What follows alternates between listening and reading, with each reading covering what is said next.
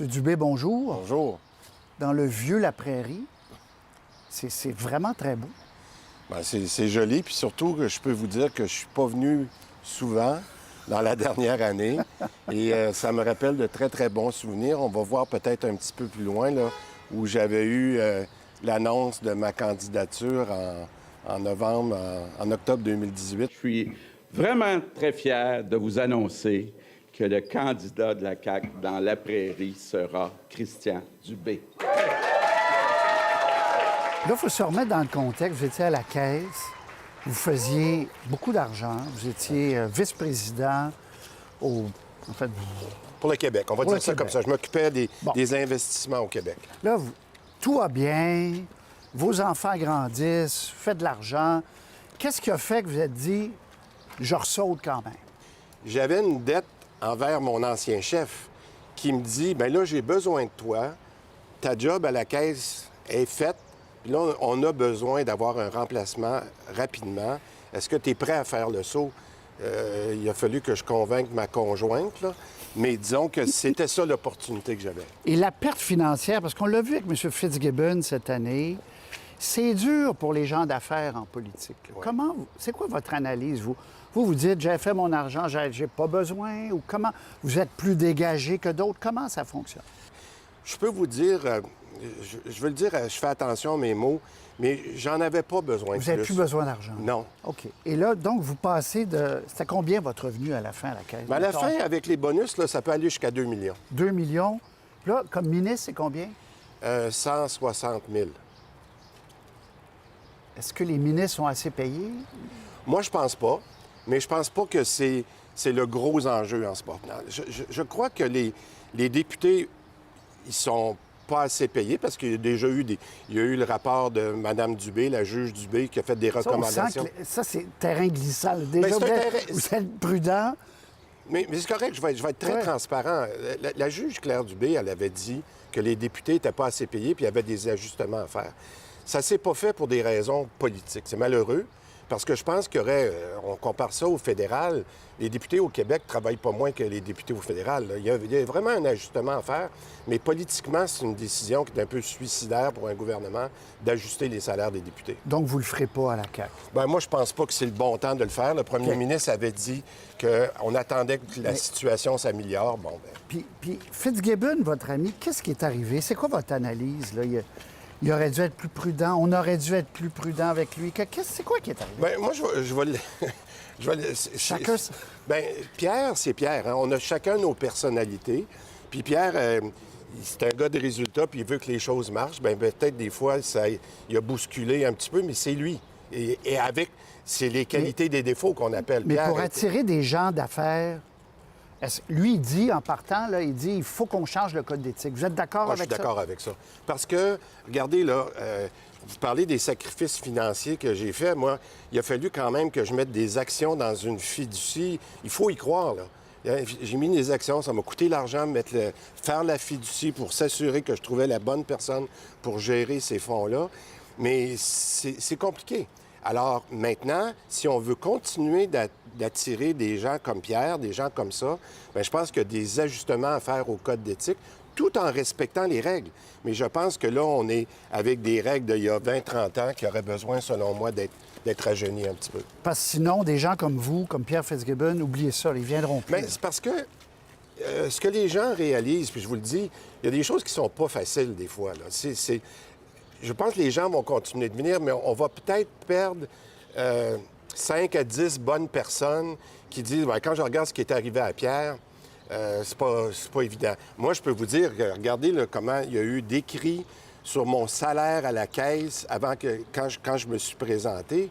Il a fallu que je demande à ma conjointe de dire ben écoute, là, bouge-toi le nez, ferme les dents pendant plusieurs semaines parce que c'était assez agressif ce qui se disait. Mais il y a des gens qui, pour d'autres raisons, vont dire ben moi, je ne mettrai pas ma conjointe là-dedans ou je ne mettrai pas mes enfants là-dedans. C'est difficile d'attirer les bonnes personnes, je trouve. Parlez de votre conjointe. Il y a eu des articles quand elle a été nommée au conseil d'administration du panier bleu. Ouais, ouais. Ça, qu'est-ce que ça vous dit, ça, de la politique? Mais regardez, moi, je pense, puis faire attention, je deviens un petit peu émotif. Ma conjointe, elle a une réputation extraordinaire dans son domaine du marketing. Elle a été saluée un peu partout dans le monde pour les exploits qu'elle a faits, pour le travail qu'elle a fait. Quand on a la chance de dire, indépendamment c'est qui le conjoint, là, on peut-tu respecter les femmes, entre autres, puis dire si cette personne-là, c'est la meilleure dans son domaine, on devrait être content de l'utiliser. Peu importe, elle est la conjointe ou avec qui. Et c'est comme ça, moi, que j'ai trouvé ça excessivement insultant, mais ça fait... Le prix politique dont je vous parlais tantôt, c'est exactement un bon exemple de ça. Est-ce qu'au pire de votre colère, vous avez dit, bon, mais je m'en vais d'abord? Non.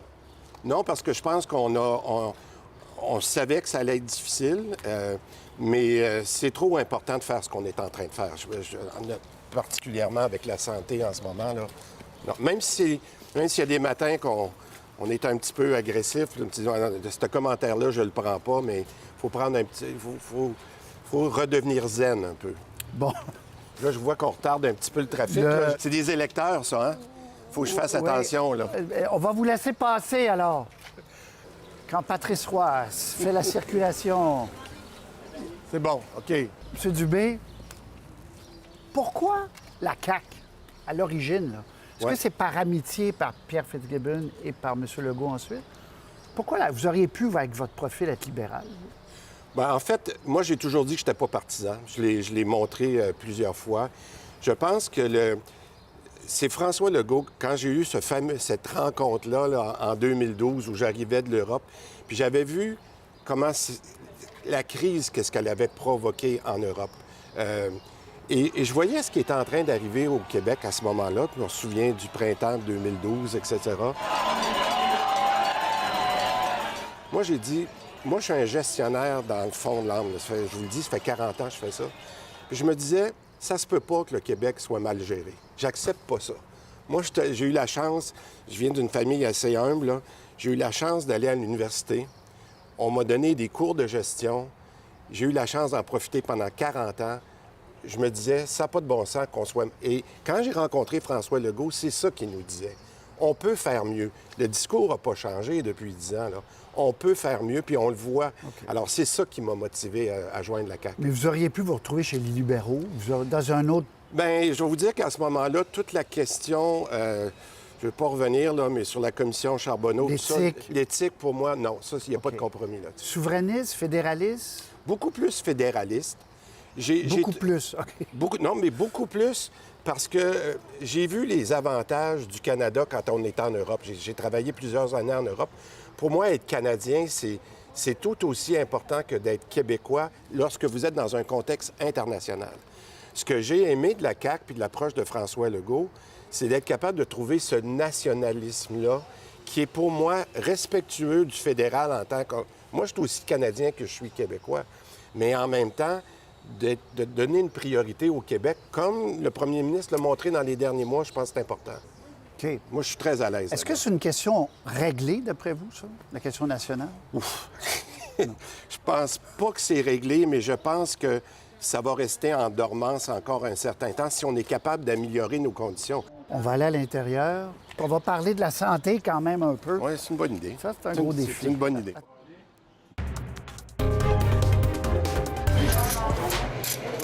M. Dubé, dans le pire de la crise, quand vous êtes arrivé, est-ce que vous avez eu peur de l'échapper à mal? Oui. Je suis arrivé à la fin juin, il y a exactement un an, où il y avait un calme qui suivait toute la crise de la première vague. Ça nous a donné le temps de se préparer. On avait fait durant l'été le plan de la deuxième vague. Puis, quand est arrivé le mois de novembre, là, j'étais vraiment inquiet parce que je me disais, il me semble qu'on a tout fait ce qu'il fallait faire au niveau des contrôles des infections. Je n'irai pas dans le détail, vous savez, là, on a fait un plan détaillé. Mais le meilleur plan, des fois, ne fonctionne pas. Puis là, quand j'ai vu les cas qui commençaient à monter, j'ai eu quelques mauvaises nuits. Là. Puis, ce qu'on contrôle, ça va bien, c'est ce qu'on ne contrôle pas qui est difficile. J'ai vraiment eu un moment très difficile dans ces journées-là. Là. C'est ajouté après le délestage. Puis moi, je me souviens d'une entrevue que j'ai faite avec vous assez serrée sur le délestage. Puis là, je chantais... Je m'en souviens aussi. Quelqu'un qui ne marche plus, qui a besoin de 2 hanches, c'est un cas urgent, on va s'entendre. Et je sentais que vous ne... Il n'y en avait pas de réponse magique, là. Vous étiez comme pris, là. Oui. Bien, regardez, quand on fait de la politique, pour moi, c'est la même chose que la gestion. Il faut faire des choix difficiles. Hein? Quand on parlait de délestage, on savait qu'on rendait la situation difficile pour des gens qui attendaient des chirurgies. Mais on savait que si on ne faisait pas ce délestage-là, on ne pouvait pas servir nos patients COVID, qui était la priorité du moment. Ça, c'est un choix difficile parce que ça ne veut pas dire que la personne qui attend après cette chirurgie, c'est pas important. Est-ce qu'à un moment donné, vous parlez de novembre, décembre, vous disiez il faut être plus sévère, il faut encore accentuer les mesures sanitaires, mais ça ne donne rien, les Québécois ne nous suivront pas? Plusieurs fois qu'on a eu ce choix-là, je vous dirais, après les fêtes. Rappelez-vous, après les fêtes, ça a été un moment très difficile parce qu'on comprenait qu'il fallait, je veux dire, déconfiner ou donner un répit pour les gens pour les fêtes. Mais on savait qu'on prenait un risque en faisant ça, puis on l'a vu. Hein, vous avez vu les cas après les fêtes. Je m'en souviens encore, un matin, j'étais chez moi, puis j'ai vu 2800, là. Puis quand on donne un répit, c'est un peu comme, je dirais, avec des ados. Des fois, tu donnes un pouce, puis ils prennent un pied. Mais alors, c'est ça qui est arrivé durant le temps des fêtes. On a déconfiné. Puis il y a des gens qui en ont peut-être trop profité. Puis là, on se dit, mon Dieu, on est allé trop loin. On est allé trop loin. Mais que vous avez su, en tout cas, donner l'impression que vous aviez le contrôle, même quand vous ne l'aviez pas. Oui. Bien, au moins qu'on faisait le maximum qu'il fallait faire pour bien gérer la crise. Bon, ça, c'est gérer les urgences. Gérer... Ouais. Votre père était capitaine de bateau, je pense. C'est comme Ouais. dans une tempête, tu n'as pas de choix, là. Hein? Ça, c'est un bon... Mon père m'a toujours dit, puis comme il disait, il y avait une 5e année forte. Mais être capitaine dans une tempête, il m'avait dit, il y a une chose à se souvenir, c'est de garder le bateau dans une direction. Tu peux pas être à contrario de la vague. C'est une image qui m'a toujours marqué, c'est de garder en face, puis d'oublier ce qui se passe à côté. L'eau qui rentre, puis tout ça, là, on s'en va là. Puis ça, je me souviens beaucoup que mon père, même qui est décédé maintenant, je le sentais là dans ces moments-là. Là. Je le sentais là. De continuer. Mais Ouais. c'est des réflexes, ça. Oui. Là, le vrai défi commence là pour vous. Ah, moi, à mon sens, là, on a juste fait on s'est prouvé qu'on était capable. Je pense que s'il y a quelque chose aujourd'hui que je vous dirais, là, les Québécois se sont prouvés que malgré les petites erreurs sur le fil, là, mais que globalement, comme peuple, on a réussi. On est les meilleurs au monde en ce moment. Là. Pour la première dose, il faut se féliciter puis se taper sur l'épaule. On a bien réussi. Mais ça fait juste commencer. Parce que là, on a joué dans l'urgent. On a joué avec la vaccination qui a très bien été. Mais la deuxième dose, on est à 13 %. Moi, ce que je veux, c'est être capable d'avoir au moins le même 80 75-80 dans toutes les catégories d'âge pour la deuxième dose aussi. Ça fait juste commencer, là. Est-ce que ça vous fait peur, le fait qu'il y a tellement plus de cas, que les gens qui ont été qui sont allés se faire vacciner une première fois se disent, bof, pas besoin de la deuxième, ça va bien? Moi, ce que je dis aujourd'hui, là, on est à la même place que l'été passé. On veut tous passer un bel été, mais allons nous faire vacciner parce que ça va être ça, notre arme, contre une vague possible au mois de septembre. Le 18-30 ans m'inquiète parce que c'est eux où on n'a pas encore atteint le pourcentage de la première dose qu'on veut. On veut un minimum de 75 %. Ils sont à 65 %. Ça a l'air de rien, mais c'est quand même dans ce bloc-là, c'est 200 000 personnes qui devraient avoir la première dose. Pour moi, le travail n'est pas fini encore avec ces gens-là. Puis on va essayer de les rejoindre. S'il faut aller vacciner à l'extérieur du Centre Bell, on va le faire. Parce que ces gens-là doivent nous aider à avoir l'immunité collective. Donc, ça vous inquiète pour vrai, les 18-30 ans? Oui. Puis je vais en reparler encore beaucoup dans les prochaines semaines parce que, bien, premièrement, il faut qu'ils aient cherché leur première dose s'ils veulent avoir leur deuxième dose. Puis de respecter le 8 semaines parce qu'il faut qu'ils le fassent maintenant pour que 8 semaines plus tard, on peut leur donner la deuxième dose. Puis qu'à ce moment-là, on arrive à septembre avec les écoles puis tout ça, d'être capable dans l'environnement qu'on souhaite. M. Dubé, on met 40 milliards par année en santé. C'est énorme. Et j'entends encore le premier ministre vous dire il y a des fax, c'est tout croche, on ne sait pas ce qui se passe. Comment ça se fait qu'on est encore à l'âge de pierre? Il y a eu une trollée de ministres avant vous de la Santé qui ont annoncé des trollées de réformes, puis on dirait qu'on revient... Oups, ça l'aide. Je pensais qu'il rentrait dedans. J'ai dit, tabarnouche, si on avait réussi ça, ça aurait été... Ah, ça y est, c'est un blooper, ça. Comment ça se fait qu'on revient toujours au même point, on a l'impression? Ouais. Les urgences, accès aux médecins de famille, les aînés, on a des problèmes structurels qu'on arrive mal à régler. Il y a plusieurs raisons. Mais je pense que une est liée à la politique. Il y a un manque de pérennité à la direction du ministère. OK. Plus vous allez avoir de changements de ministre souvent, plus vous allez être tributaire d'un ministre qui arrive et qui a sa propre recette. Et c'est là qu'il faut garder l'équilibre, selon moi, là, qu'il faut garder l'équilibre entre ce que le ministre amène puis versus la machine qui a raison sur bien des points. Et c'est là, que je pense qu'on est tributaire de beaucoup, beaucoup de changements pour trouver la bonne recette qui fait que ça ne fonctionne pas. Parce que vous avez fait des promesses, la CAQ, là. L'urgence, temps d'attente qui baisse, ça ne baisse pas. Médecins de famille, il y a encore 700 000 Québécois qui n'ont pas de médecin de famille. Bon, écoutez, moi, je vais vous dire, je suis là depuis 1 an. J'ai déjà eu la chance de faire des redressements, des retournements, des transformations dans des délais assez courts. L'important, c'est d'aller chercher l'appui du personnel. Ça, là, dans toutes les organisations où j'ai eu la chance de le faire, même dans des conditions difficiles, c'est d'aller chercher l'appui du personnel. Ce qu'on a réussi à faire dans la première année, grâce à la pandémie, puis je dis bien grâce à la pandémie, c'est d'amener tout le monde ensemble puis de montrer que le réseau de la santé peut bien performer sur des enjeux très précis. Le dépistage, le traçage. Et là, les Québécois se disent, mon Dieu, ils ont été capables de changer la culture de la santé. Regardez comment les gens disent... Renouer avec le succès. Renouer avec le succès, d'avoir un service à la clientèle. Je ne dis pas que c'est parfait, là, mais il y a vraiment eu une amélioration. Alors, comment on fait pour transposer ça dans le quotidien? Mais il faut le faire partout. Il faut le faire dans les urgences. Il faut qu'il y ait un centre... Prenons ce qu'on a parlé, j'en ai parlé sur le rattrapage des chirurgies. Moi, je ne comprends pas qu'on ne suive pas sur un téléphone cellulaire ou son ordinateur où est rendu son rendez-vous. Comment ça se fait qu'on n'a pas cette...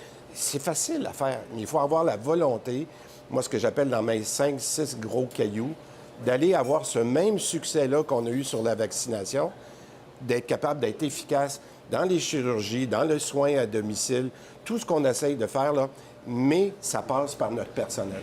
Est-ce que ça passe par des changements de structure encore ou vous avez écarté ça, vous? Moi, je pense que les changements de structure qu'il y avait à faire, ils ont été faits, puis on n'a pas le temps de rejouer dans les structures. Sauf où il faut travailler, c'est dans la gouvernance de ces structures-là. Et la gouvernance, qu'est-ce que ça veut dire? Ça veut dire, entre le ministère puis le réseau, c'est comment on parle à nos PDG. Tu peux pas le dire... Moi, en tout cas, ma philosophie était claire. Depuis le début de la pandémie, là, je parle au PDG 2, 3, 4 fois par semaine. Ça, c'est de la gouvernance. C'est comment le ministre parle à son ministère, qui est là pour faire les stratégies, puis comment il parle au réseau pour l'exécution de la stratégie. On n'a pas besoin de jouer dans les structures. On doit juste être plus proche du réseau. Salaire des médecins. M. Legault a envoyé un avertissement la semaine dernière. Comment vous abordez ça? Les économies que vous aviez promis ne sont pas au rendez-vous. La vérificatrice générale le dit encore. Vous en êtes où, là? Est-ce qu'il faut couper? Est-ce qu'il faut réduire le salaire des médecins, oui ou non? Bien, j'aimerais ça le diviser en deux rapidement, OK?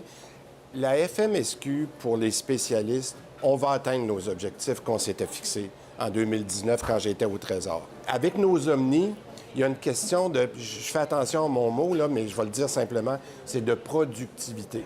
Ils ne travaillent pas assez. Bien, écoutez, on a besoin qu'ils soient plus présents. Puis productivité, ça veut dire... Ils ne travaillent pas assez. Bien, je dirais, là, puis je veux faire attention à mes mots, là, mais je pense qu'on doit regarder qu'on a assez de médecins, on a assez d'omnis, puis je pense qu'on doit réorganiser leur travail pour qu'on soit plus efficace. Ils ne font pas assez d'heures. Bon, ils n'ont pas assez de patients potentiels. Parce que quand on dit qu'il y a des gens, il y a des médecins qui ont 500-600 patients, alors qu'ils devraient en avoir 1000, 1200, Ça ne veut pas dire qu'ils travailleraient plus fort, mais ça veut dire qu'il y aurait une plus grande responsabilité par rapport à Alors là-dessus, je suis 100 d'accord avec mon premier ministre. On va trouver des solutions cet été, pour que ça soit applicable en septembre. C'est là-dessus qu'on va Pour travailler. qu'il y ait moins de Québécois qui n'aient pas de médecin de C'est famille. pour moi ce qu'on appelle la prise en charge. Là. Ouais. Ça, c'est le premier objectif. Puis le deuxième objectif, quand on a réglé la prise en charge, c'est d'être capable d'avoir un rendez-vous en dedans de 36 heures. Parce qu'un Québécois, c'est pas normal que quand il y a un bobo, que ça prenne 2-3 semaines avant même d'avoir le rendez-vous. Là, ça n'a pas d'allure. Donc, la méthode bâton, il y a carotte puis bâton. M. Barrette voulait utiliser le bâton. M. Couillard l'a empêché de le faire. Vous dites, c'était pas que tout mal d'avoir un bâton en réserve, là. Il faut avoir le bâton en réserve, mais je pense que on a vu avec la pandémie, prenons avec les omnis, là. On a vu que la télémédecine, c'est ce qui était même pas impensable il y a 4-5 ans. Regardez comment ça a été une bonne chose. Nous, on dit aux omnis, vous voulez continuer à faire de la télémédecine? Les Québécois en veulent. Il est où l'arrangement? Est-ce qu'il est sur les honoraires de la télémédecine? C'est toutes des choses qu'on n'avait pas avant la pandémie. Moi, je pense que ces solutions-là doivent être discutées avec eux dans les prochains mois. M. Dubé, on a compris qu'il y a plusieurs défis devant vous à la santé. Cet esprit de gestion que vous voulez amener, ça ne se fait pas en 2 semaines. Est-ce que vous vous engagez à rester à la santé le temps qu'il le faudra? De dire, moi, la dernière mission importante dans ma vie, ça va être ça, puis je vais faire ça. Bien, moi, écoutez, là, au cas que ma conjointe écoute l'émission ce soir, là, je veux juste la rassurer. Là. Moi, je prends ça une année à la fois, pour être honnête avec vous. Moi, mon engagement, là, c'est de servir les Québécois. J'ai une passion pour ça. Mais en ce moment, je peux vous dire que j'aime tellement ce qui est en train d'arriver. L'espèce d'effet boule de neige qu'on a créé avec le réseau, qu'on a créé avec les Québécois, moi, ça me passionne. Puis tant que je vais pouvoir servir les Québécois, je vais le faire. Donc, ce n'est pas décidé si vous vous représentez? 1 an en politique, c'est très long, M. Roy. J'ai vécu ça dans... S'il m'avait demandé 1 an, le 15 juin, non, mais je savais même pas que j'allais en santé, là. Il y a 1 an. Mais j'entends bien, mais si jamais la CAQ est reportée au pouvoir, si vous ne vous représentez pas, ce qui va arriver, c'est qu'il va y avoir un autre ministre de la Santé. Bien, vous avez dit tout à l'heure, il faut une certaine permanence. Oui, puis mais le respect que j'ai aussi, c'est envers ma famille. Une des raisons pour lesquelles je suis encore capable d'être passionné, c'est que j'ai un îlot avec ma famille qui est très fort. Quand je suis là le week-end avec eux, on s'entend les heures que je peux prendre des appels, mais les heures que je peux aller faire du vélo en famille, puis tout ça. Alors, c'est pour ça que je ne disais pas à la blague tout à l'heure, là. Si je prends une décision de continuer, il va falloir que j'ai une discussion avec ma famille parce que c'est après la politique, on l'a vu, là, les gens qui tombent après, là, puis qui ont des baisses après la politique, si la famille n'est pas là, sont perdus. Alors, c'est le genre de choses qu'il va falloir que je discute avec eux autres pour voir la continuité des choses. C'est tout à fait normal et bien. C'est une équipe. Oui, oui. C'est une équipe. Christian Dubé, on vous souhaite quand même cet été quelques moments de répit en famille, justement. Du vélo. Puis on va suivre cette crise-là, qui n'est pas finie, mais comme vous dites, la vaccination fait qu'il y a quand même de l'espoir pas mal, là. Il y a beaucoup d'espoir, puis je pense que si on continue de faire les bonnes choses, comme on a fait depuis 1 an, c'est assez impressionnant ce qu'on peut faire avec la santé. Puis je pense que les Québécois vont être fiers de leur réseau de santé. Christian Dubé, merci beaucoup. Merci beaucoup, M. Roy. Merci.